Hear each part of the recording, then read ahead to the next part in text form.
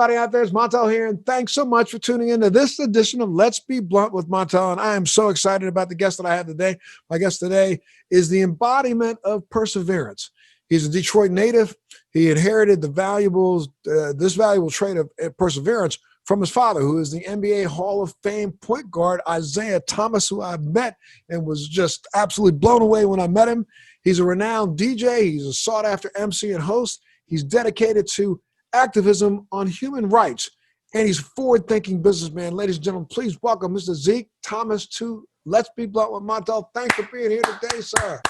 Thank you. Thank you for having me. Thank you for having me. It's an honor and a privilege to be here, and you're one of the first pioneers to bring cannabis to the forefront of the conversation. So it's really an honor to be here.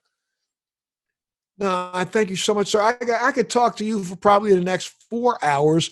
I don't want to just focus on one thing, because I don't want to give people the impression that you were just, monolithic. You are literally, an incredible businessman. You've been, got a background that's diverse. Your background is everything from DJing to, being an MC. Let's back up a little bit. And being the son of, one of the greatest basketball players of all time, let's back way up, my brother. Let's go back. And now, I'm looking at you. You're not that old, so you were probably just above toddler when your dad was playing, correct? Yes. When my dad retired, I was 4 years old, and the reason I remember that so amazingly is that the Pistons gave him a going away present to Disney World. So that was a joy just for me. And, it was mainly a trip, I believe, for me. It happened around my birthday, actually. And my dad was the grand marshal in the parade at Disney World, but I really took it as I was the grand marshal. So it was a real treat. And definitely growing up with him as a dad has been terrific. And really just he, besides being, a great point guard and businessman himself, he really instilled values of me in activism, which is so prevalent now and needed more than ever. Absolutely. And your activism goes across the gamut, but I'm going to stay back here in the youthful time. So where'd you go to school? You went to school in Detroit? Went to school in Detroit, went to Detroit Country Day, and then when we moved to Indiana and New York, went to Park Tudor, and then graduated from Harrison High School, and then went to college at Indiana University. And throughout that period of time, your developing years, now, were you interested in playing basketball? Was that something you wanted to follow in your father's footsteps with, or what? Or did the skill drop down a generation? The skill definitely dropped down a generation, but I kept getting injured. I tore my Achilles, I separated my shoulder, broke my arm. Then I finally realized that I should probably just stick to DJing, which turned out to be the right decision. And you started DJing about when? I started DJing when I was 12 years old. My cousin actually had gotten a set of turntables that I just pretty much took over from him. And then actually on 9/11, my dad took me to Circuit City back then, Circuit City. And, oh man, that's a trip down memory lane. Yeah, and got me my own set, definitely as a distraction for everything that was going on in the world at that time. And from then on, I was just hooked. Started interning at the radio station in Indianapolis. And then when we moved to New York, I got the privilege to intern at Hot 97, and then was able actually to become assistant programming director over there. When how old were you then when you were assistant programmer at Hot 97? 17, 18. Go ahead with your bad stuff. It just kind of it happened that the programming director got fired or left, and then another one left, and I just kind of just knew the operation and just kind of just kept on trekking up. And I actually tried to convince my dad, like, I'm not going to go to school. I'm just going to stay at Hot 97. And he was like, no, you're going to go to school and buy the Hot Gotcha. 97, which was Mhm. definitely the right decision because education, honestly, is the key to everything. And it truly is. Knowing, whether it's college education or just, the reading that is going on and the information that is available. I think just education is the key to all. Absolutely. Absolutely. Would you get your degree in? I got my degree actually in entertainment. I was Ah, able actually to do the create your own major program at Indiana, which not a lot of universities offer, but I always think it's a cool fact that the guy who actually makes the crossword puzzles for the New York Times majored in crossword puzzles at Indiana University. wow. Wow. Okay. So now, so you get your degree in entertainment, and then you got back out of college and started the circuit of being a DJ, right? Definitely.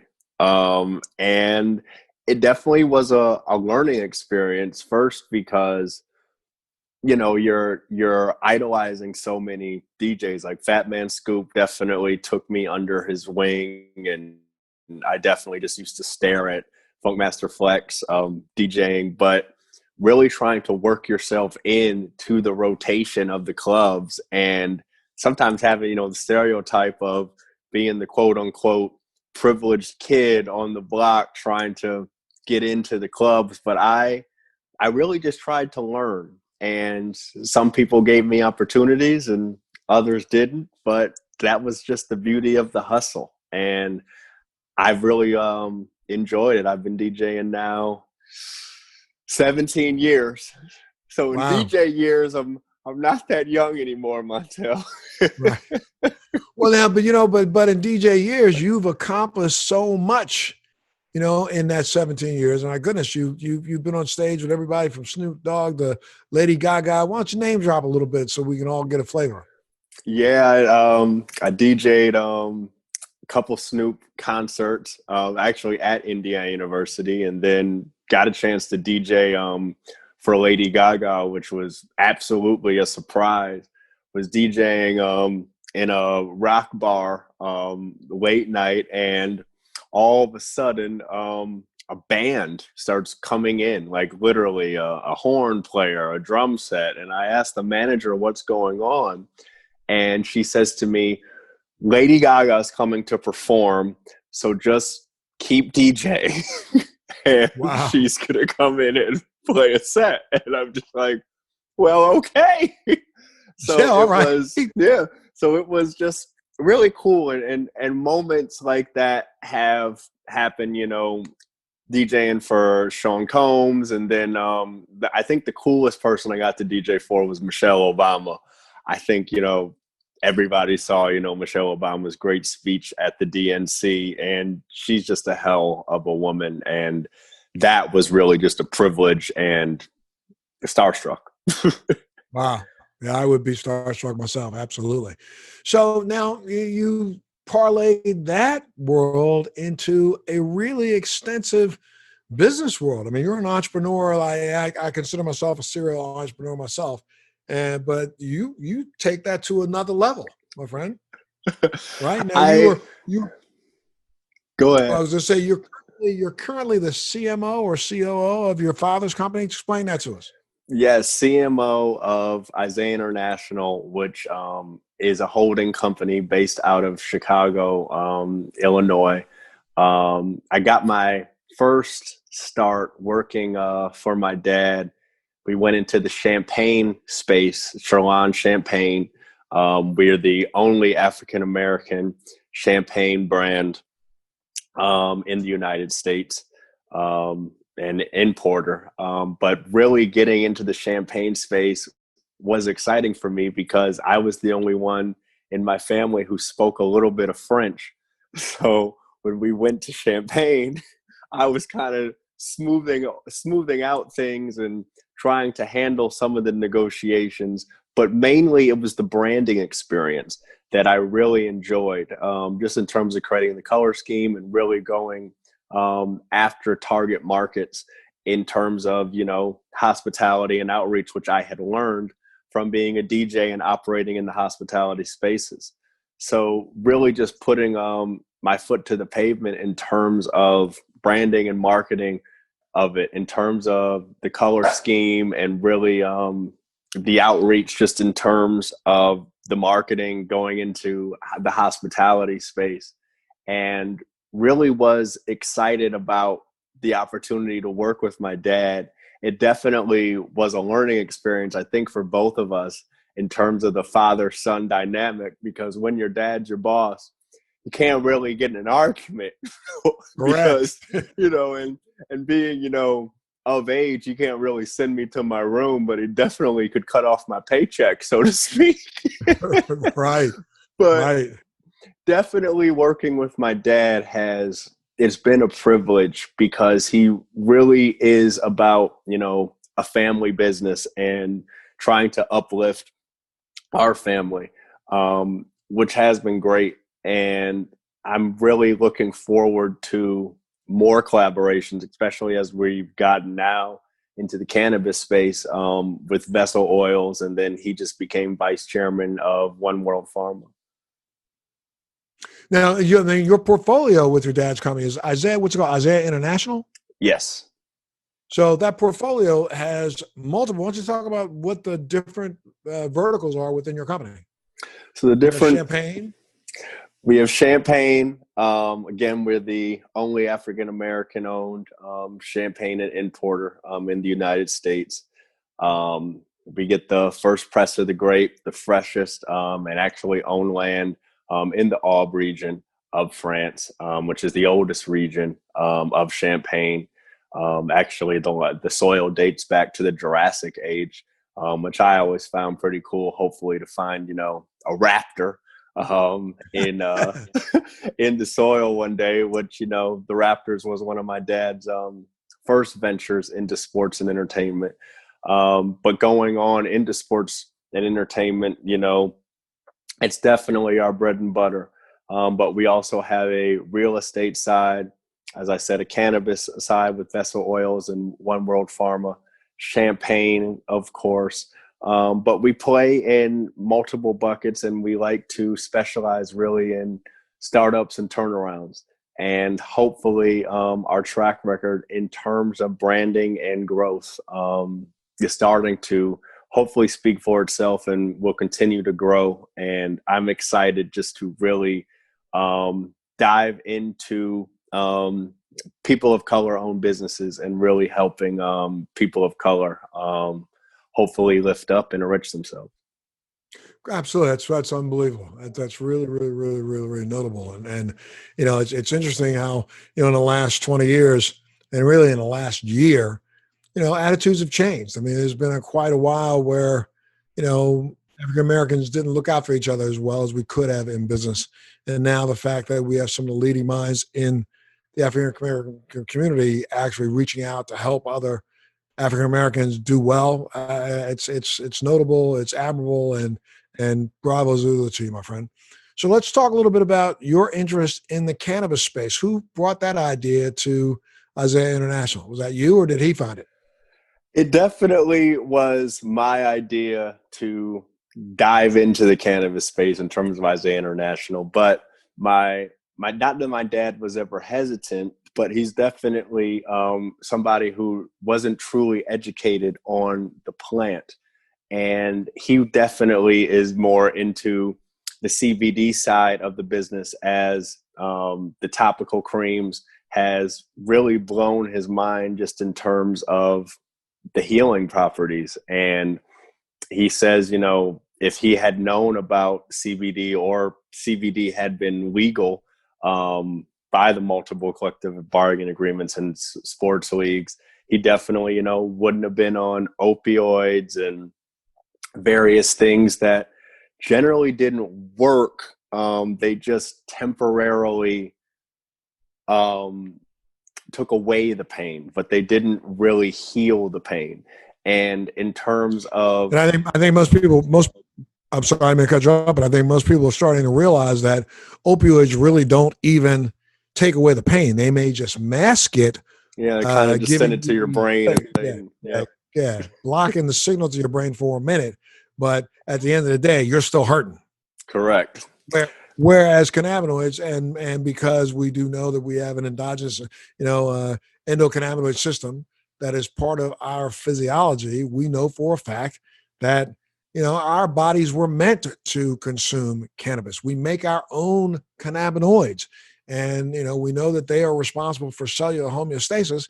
And without them, we think that may be part of the reason for the rise of so many illnesses that we have, especially in the last century, that we've become very paramount in society. And the fact now that you nailed it, we're starting to recognize that the creams and the topicals and the edibles and those things actually play a role that we never, ever, ever imagined they could play. Now we have to do, and I think one of the biggest things that really is, you nailed it earlier in our conversation, education is the paramount, avenue in cannabis. And I think it's one of the areas that, I've been complaining about a lot in the last 5 months about the fact that, there are so many of us who've got involved. There's some institutional money that's come involved. There are some, corporations that are trying to get involved, but they focus in only on maybe one breakthrough and skip the other breakthroughs. And there are so many breakthroughs happening. We've identified CBD as, the end to all, when we know that CBD, just like THC, is only one of 600 cannabinoids.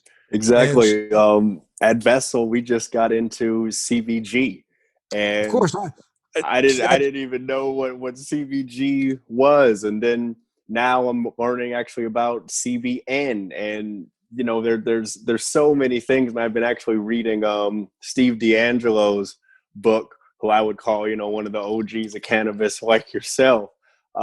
It's just amazing to find out the information, especially as a young person who really experienced cannabis first on the THC side, being in the recording studio. Not gonna lie, I definitely used it for creativity, and I feel like I wrote some of my best music and created some of my best music videos after consuming cannabis. It definitely has creative properties. And even in terms of my human rights work, I am a sexual assault survivor, and in terms of anxiety, in terms of depression, there's no doubt about it in my mind that it has helped me way more than any of the medications that I was ever put on in terms of balancing it.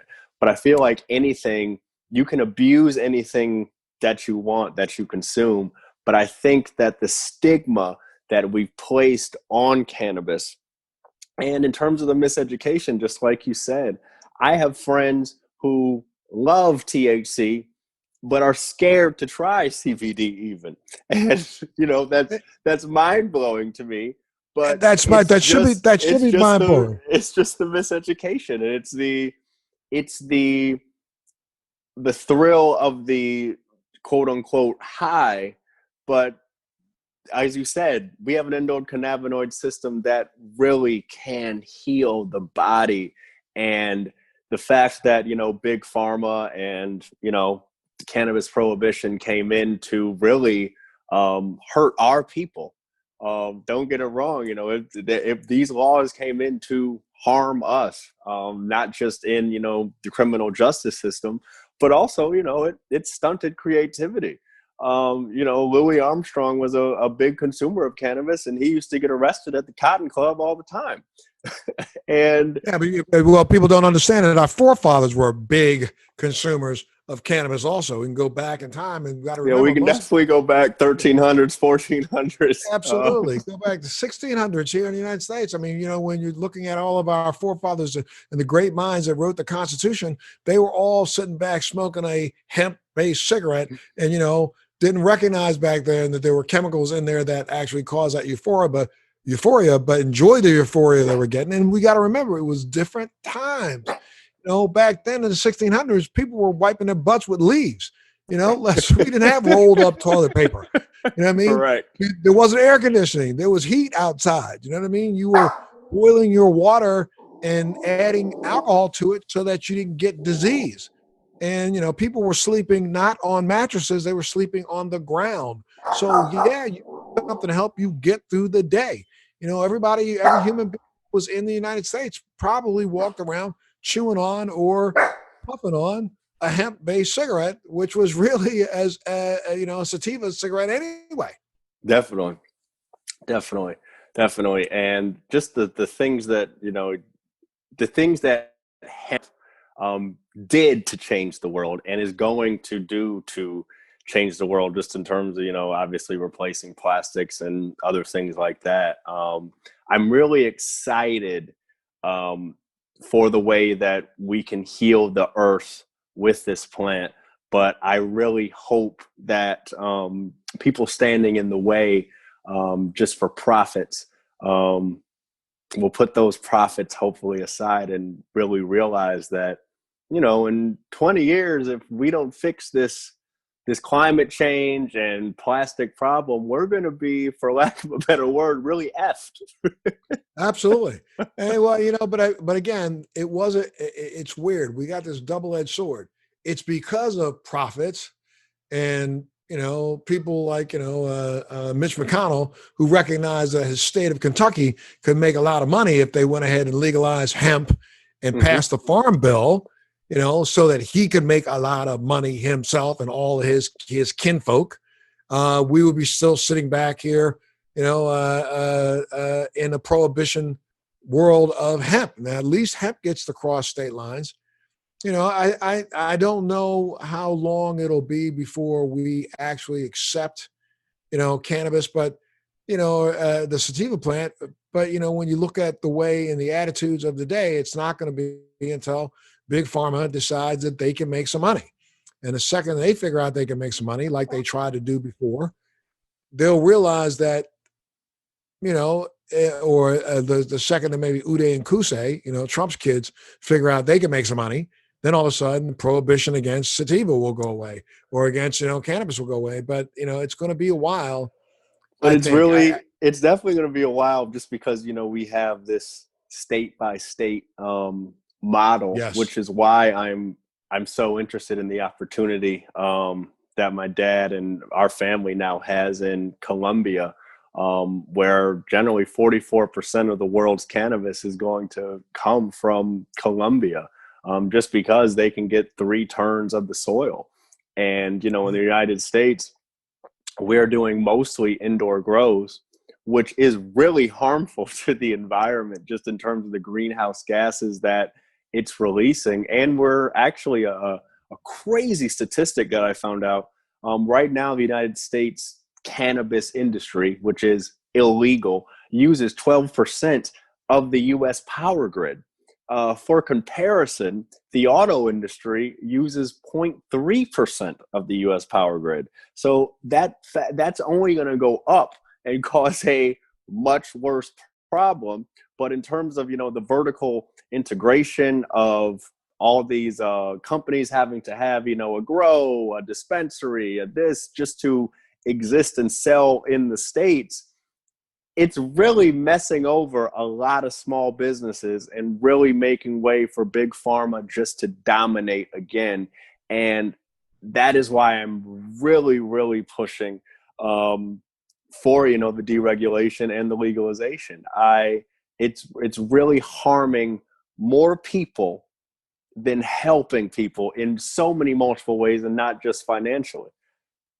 Yeah, you're absolutely right. Look, you know what? I've hit that mark where I got to pay a couple of bills here. So I got to take a little break, and it'll be a couple-minute break. Take a break, pay some bills, and we'll be back right now. You've been listening to Let's Be Blunt with Montel, and today's guest is Mr. Zeke Thomas, and we'll be back right after this. Well, thanks so much for tuning in. Let's Be Blunt with Montel, and today's guest is Mr. Zeke Thomas. And I got to tell you, he is the son of the world-renowned, world-famous, NBA All-Star, historical All-Star, Mr. Isiah Thomas. And thank you so much for being a part of our show today, sir. No, thank you again for having me. It's been a privilege and a real treat for me to join you. Well, my friend, you've been dropping some really good science and some and spitting out some information that a lot of people don't really understand when it comes to cannabis, and especially during this. I mean, how has it been? You purchased a CBD company. Are you venturing into THC products also? Yeah, the CBD company again, Vesl Oils, based out of Denver, do CBD and CBD extraction and such. But we also have a THC grow in Oklahoma that is right now basically medical based. Definitely will be venturing into the commercial THC industry. Definitely looking for more partners and brands to really get into.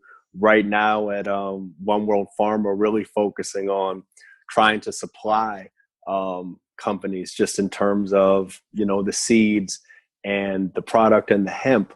What I'm really excited about in the THC space is that, I'm a creative. So getting into the THC space is not only a joy, but it's also going to be really enjoyable to see, Black people succeed in something that's naturally theirs, innately theirs, and has been, again, since the dawn of time. You can go back to ancient Egypt. You can go even probably further than that. But Hemp, this plant, cannabis, it's been around for close to 3,000, almost 4,000 years now. So you're before Jesus. correct. And but everybody talks about the nativity story, but the three wise men weren't stupid. They showed up with incense, frankincense, and myrrh. Well, what is frankincense, folks? And for those who don't know, if it's good enough for the baby Jesus, it's got to be good enough for everybody else. Amen.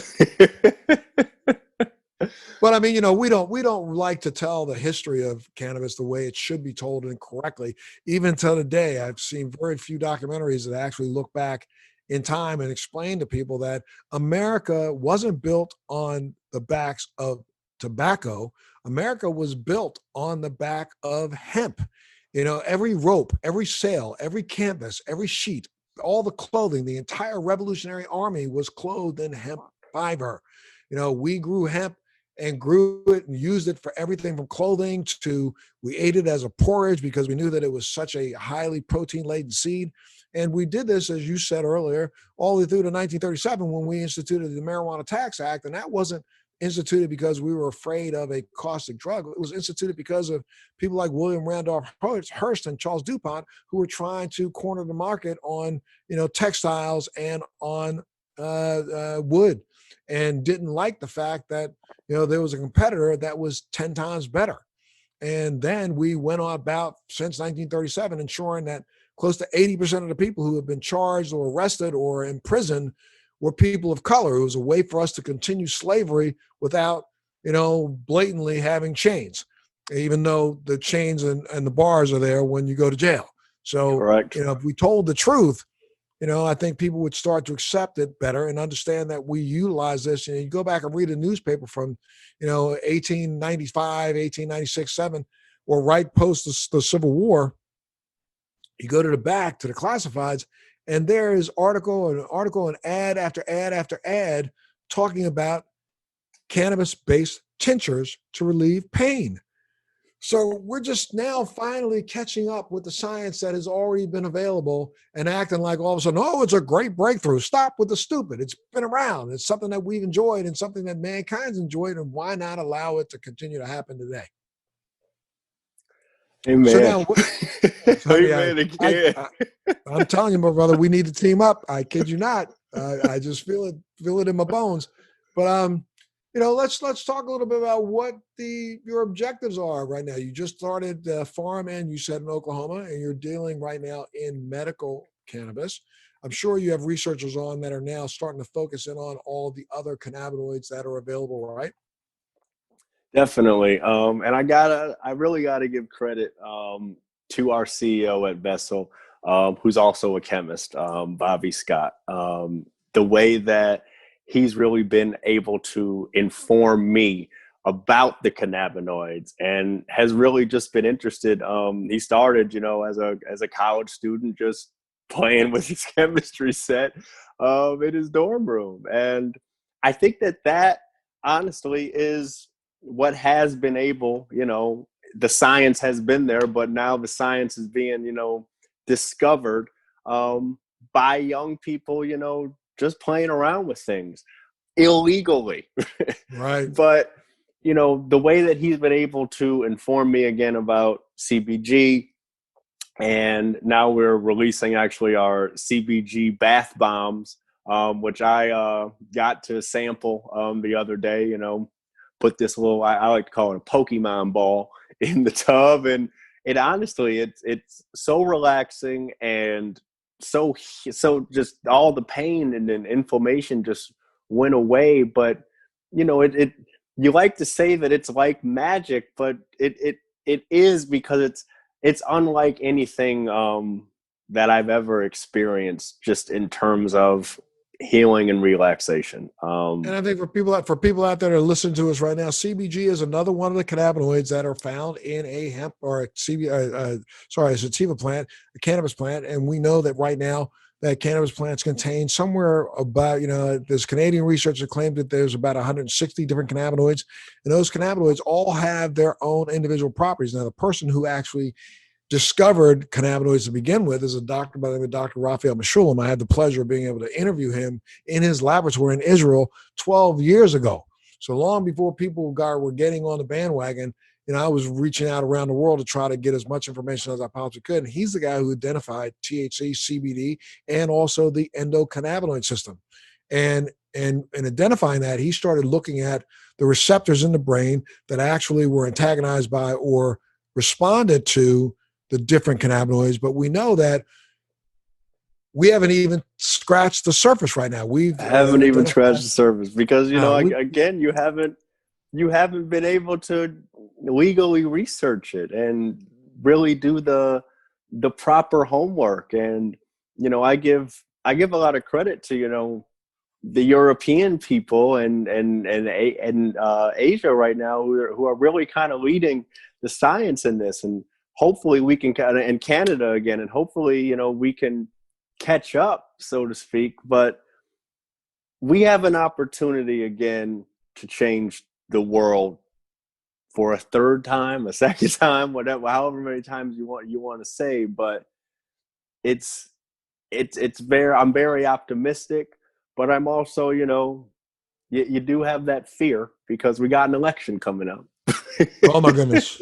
Well, yeah. I got to tell you that right there, I think, is one of the scariest things that I faced in my lifetime. And, you know, a lot of young people out there going, you know, was it worse back during the Great Depression, or was it worse, you know, during World War II? Was it worse during Korea? Was it worse during Vietnam?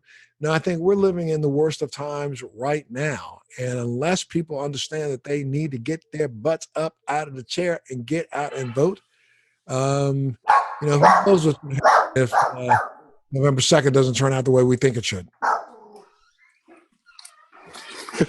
That was an echo. Right. You want to say hi to Montel since you're walking in the room? I say, what's up, my friend? How are you, sir? Well, been a long time, my brother. Love you.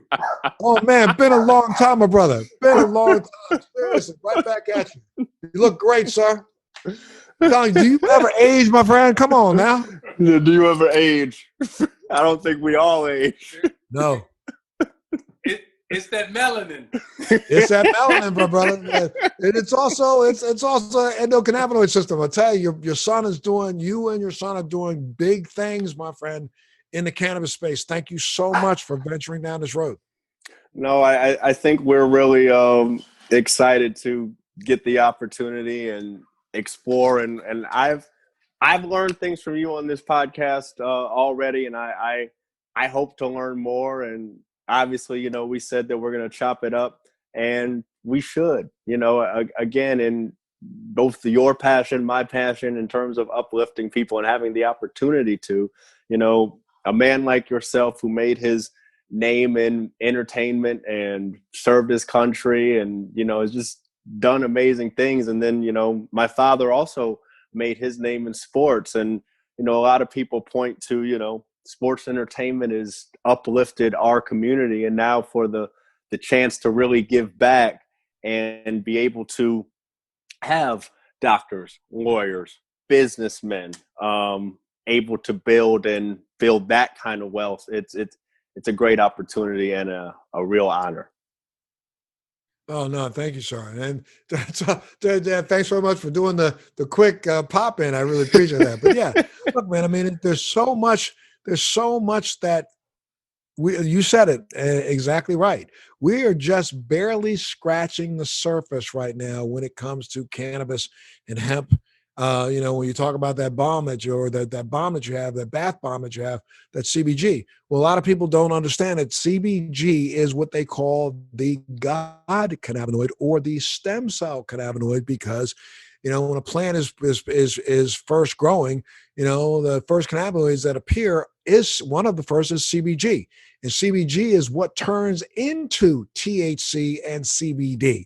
And then they further refine themselves into THCA, THC, V, CBDA, CBDV, the acid version of those. And recent research has just proven that CBD and CBG in combination may be the best anti-inflammatory for anti-inflammatory illnesses related to COVID. It's being tested right Wow. now. I'm not speaking out of turn when I say that. If you look that up on the internet, there's 2 articles that have been peer-reviewed, studied right now, and looking at the effect of the anti-inflammatory effect of CBG and CBD.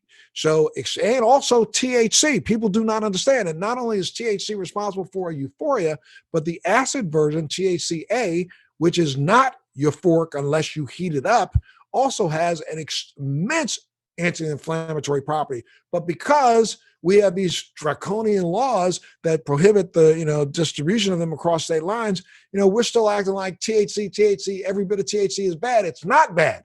And people need to understand that not only is it good for you from a euphoric standpoint and a creative standpoint, it was good enough for Benjamin Franklin, and I don't know if you remember this or not, but they scraped Benjamin Franklin's pipes that were sitting on a desk in the Smithsonian Institute for about 40 years. They took one of his pipes about 5 years ago and scraped the inside out of it and realized that Benjamin Franklin wasn't just, sitting back toking on tobacco. Homeboy was making sure he eased his day at the end of the day.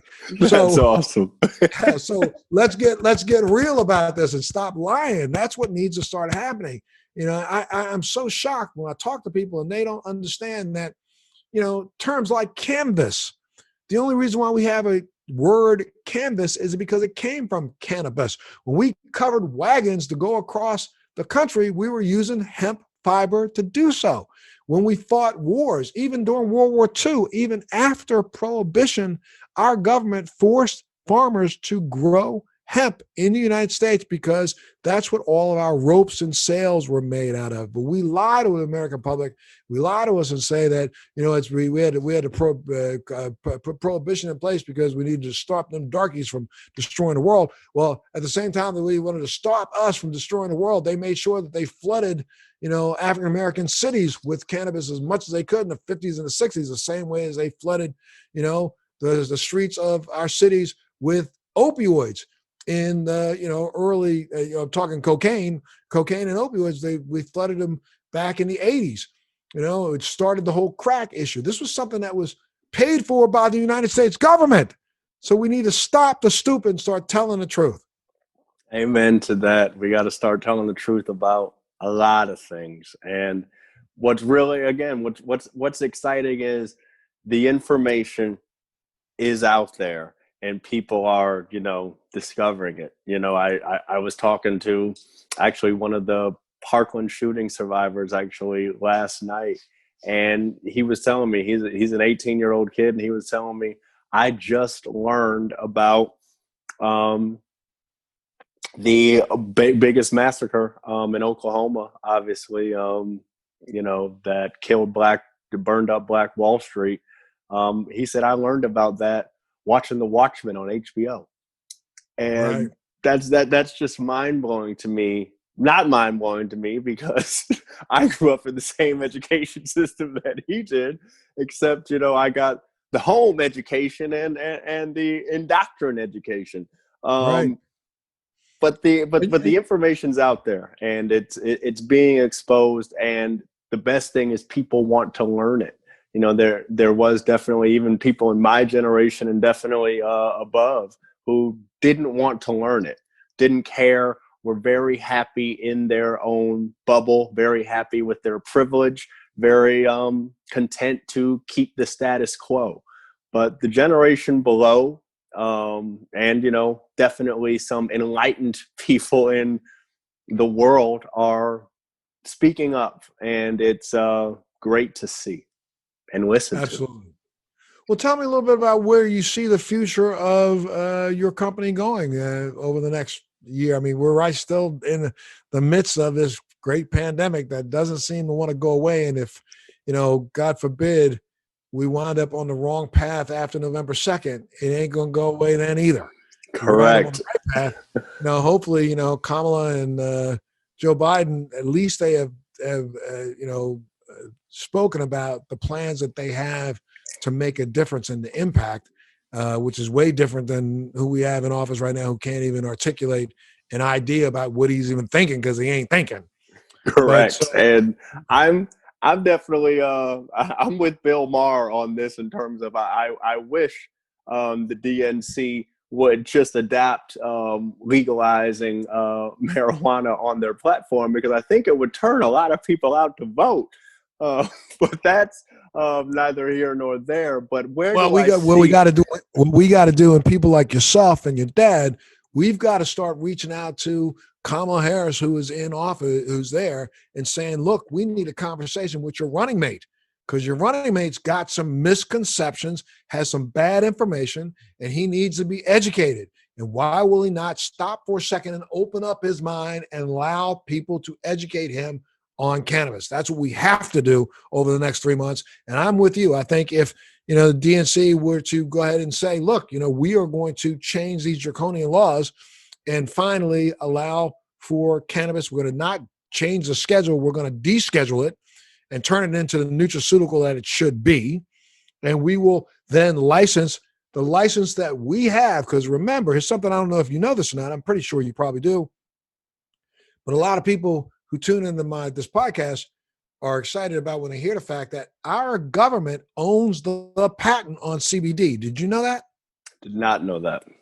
The United States government, the U.S. government gave itself a patent on CBD back in 2002, and they submitted for a patent in 1998.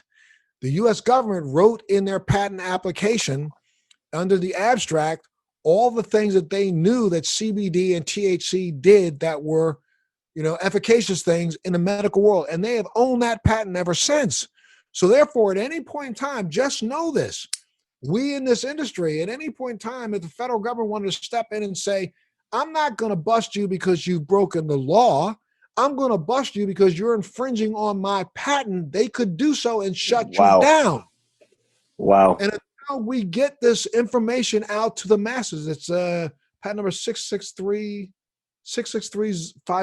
I believe, is the number. So if we need more and more people to look up the patent and recognize, if you just read the U.S. government's own patent, it tells you how much they believe cannabis does for people, which is ignorant. See what I mean? That's amazing. And that's going to be my first Google.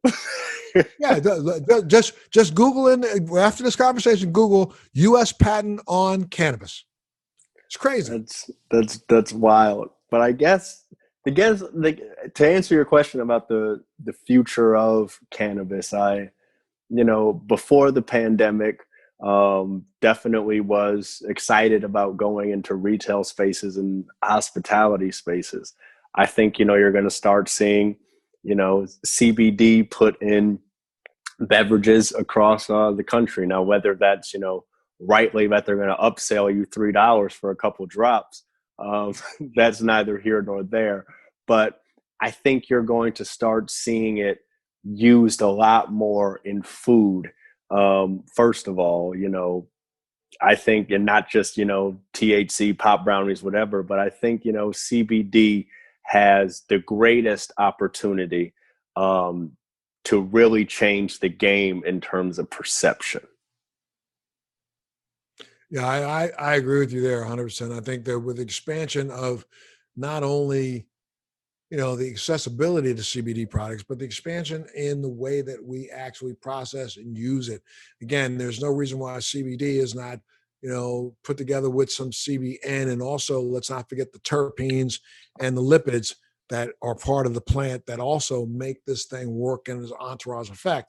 I have a product that it's out that literally has its own proprietary terpene formulation on top of CBD and THC together, because we know that, for those who have extreme anxiety from consuming a THC product, if you put a little CBD on top of that in the same consumption vehicle, you'll find that some of that, anxiety is relieved rather than, exacerbated. So we're going to start to see, I think, some better formulations, and we're going to start to see, opportunities rise where you'll be able to go in the airport and go by Hudson News and be able to pick up some CBD there before you get on a plane. You'll be able to grab some CBN, as a sleep agent rather than taking some of the heavy pharmaceuticals that we've been taking right now. NyQuil. Yeah. Yes. Come on, Yeah. man. Look at how much alcohol is in that. Yeah, 100%. I would be remiss, my friend, if I didn't give you an opportunity to talk a little bit about your activism. I think you should, use this space as best you can. But I mean, I am so proud of you and for, number one, coming forward and talking about, what your experiences have been in your life, but the fact that you've taken this on and championed the cause for so many others who have been abused.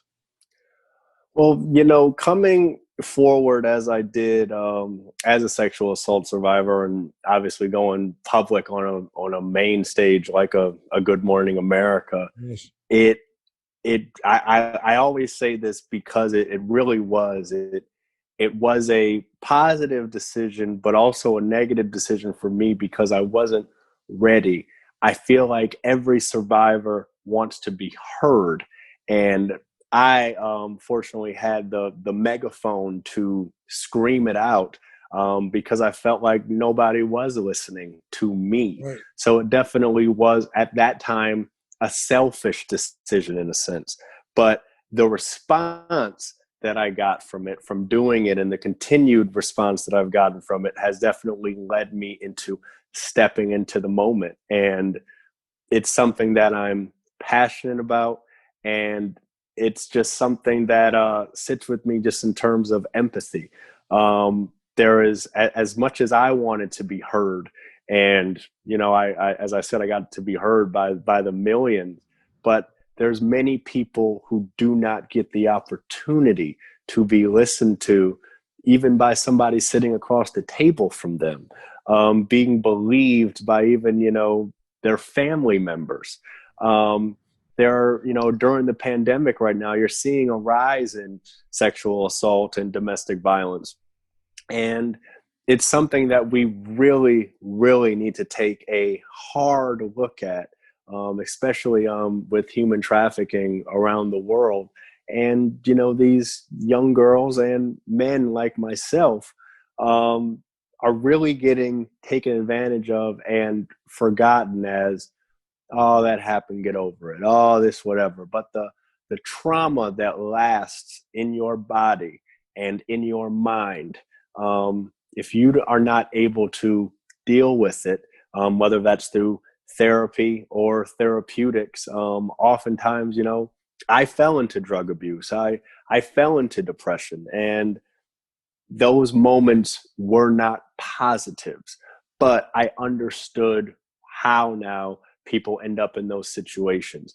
So making mental health and therapy more available to all is definitely something that is a mission of mine, because the high costs of it and just the way that people don't have the opportunity to actually get engaged, whether that's resources through schools or there's a shortage of guidance counselors and so on and so forth. And I can go on, but now I'm getting sad. I will tell you that, and we can discuss this also offline, but I'll just share it with you now online, because people who have been victims of sexual assault will listen very carefully to what you just had to say. I've been working with an organization that has put together a protocol that has now been completely double-blind study tested, has been tested with groups of as large as, right now, they're currently going through a test in the UK with 60 first responders, which is a new form of reconsolidation therapy that literally takes about 10 hours. And in a 10-hour period of time without any drugs at all, they did a test, a focus group, not a focus group, sorry. They did a double-blind study with this about 4 years ago with about 196 soldiers, and came across the fact that they had a 92% cure rate. A year later, people were no longer suffering from some of the symptoms of PTSD. So I will make sure that we get RTM. I will be that out. So now Mm-hmm. I gotta check out the CBD patent and RTM. Montel is dropping knowledge to me today. You gotta check it out. I'm working very hard right now, literally talking to whoever I can to see if we can get this program funded. And here's something a lot of people don't know. Our U.S. government has spent close to $5 billion in the last 3 years on protocols that they've proven don't work for PTSD. And this protocol here would cost about $40 million and literally could start impacting the 27, suicides a day by our soldiers. But it not only works for combat PTSD, childhood PTSD from sexual assault to accidents to physical damage to even working for first responders who are now suffering from PTSD from all of the care that they've been providing to so many other people when it comes to COVID. So, it's really tough to get things like this. When transformative things happen, they are normally met with the most vehement, adamant resistance as possible. It's the same reason why cannabis is being met with so much resistance, because we know it's transformative.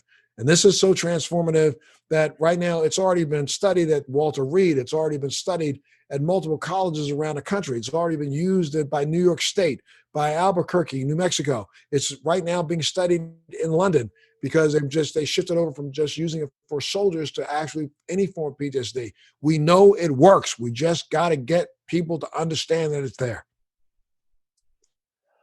Oh, if we can get in charge, Montel, I'm telling you, we can change a lot of things.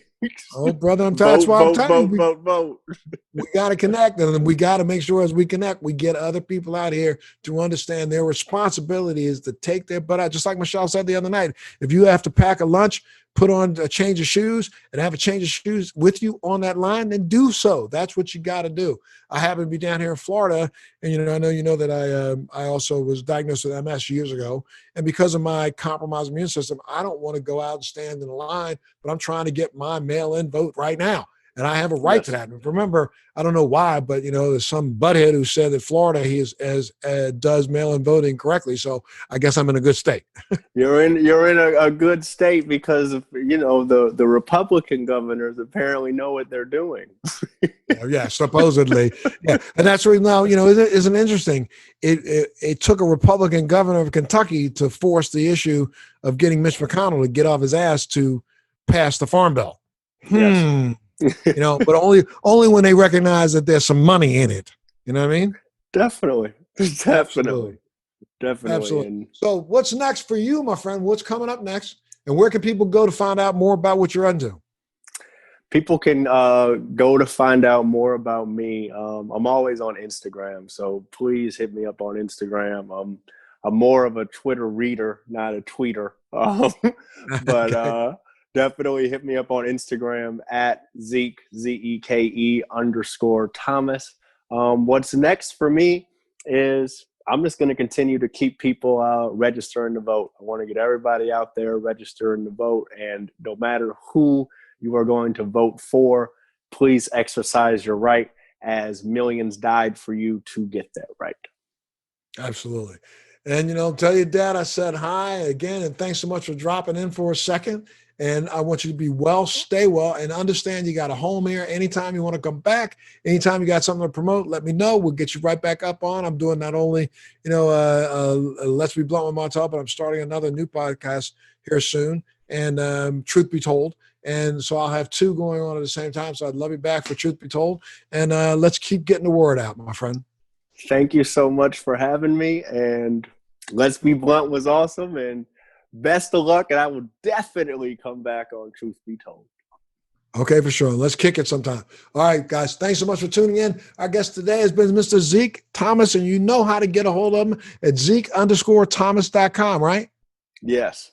There you go. So you can get a hold of him, find out and follow him and know what he's doing. And you'll post when you're doing your next DJ gig up there. So people who want to go catch you there in action, they'll be able to do so. I can't say thanks enough to all of you for tuning in today to Let's Be Blunt. Make sure you catch us on the next episode.